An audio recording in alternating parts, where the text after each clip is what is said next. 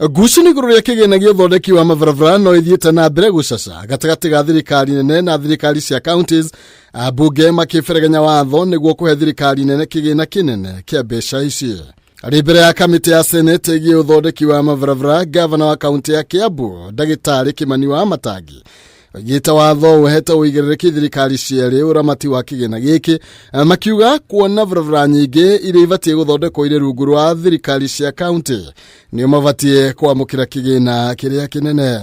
We will feel very vulnerable as a council of governors if in the entire of this process the Senate is not represented anywhere in any of those committees, because as Council of Governors, we do not have the direct mandate of the law to go and make interventions, but Article 96 gives the Senate that power to go and intervene on behalf of counties, and in the joint legislative law, then you can be able to stand in for our position. Harimendekithia maria bunge rendekithia nĩ kũgaĩra rũhonge rwa kera na kura gĩcunjĩ kĩa 22 kĩa mbeca ici, ũndũ ũrĩa governors maroiga no wagarari wa watho. Why should we make a new law that proposes that all the funds go back to KERA, which is in Nairobi, and KURA, which is in Nairobi, other than this money going to Senator Tobiko's Kajiado, and you can go and oversight, if you have to there, as to what is your county governor doing to build your roads. The consequential amendments, this is a highlight on the Roads Act for Cap 48.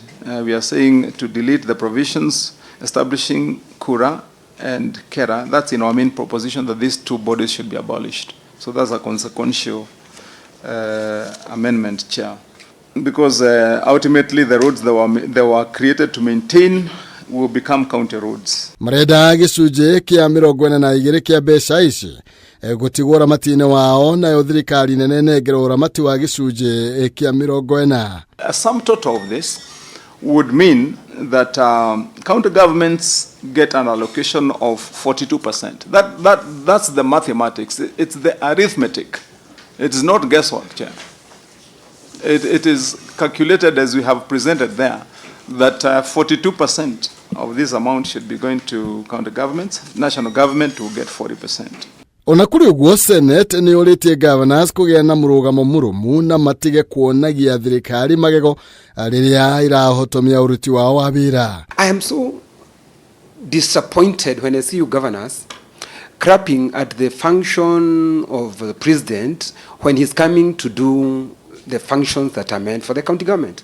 When he's coming to do markets, I see governors crapping and even saying him tunakushukuru umefanya. That is your work. I was in a committee some time back.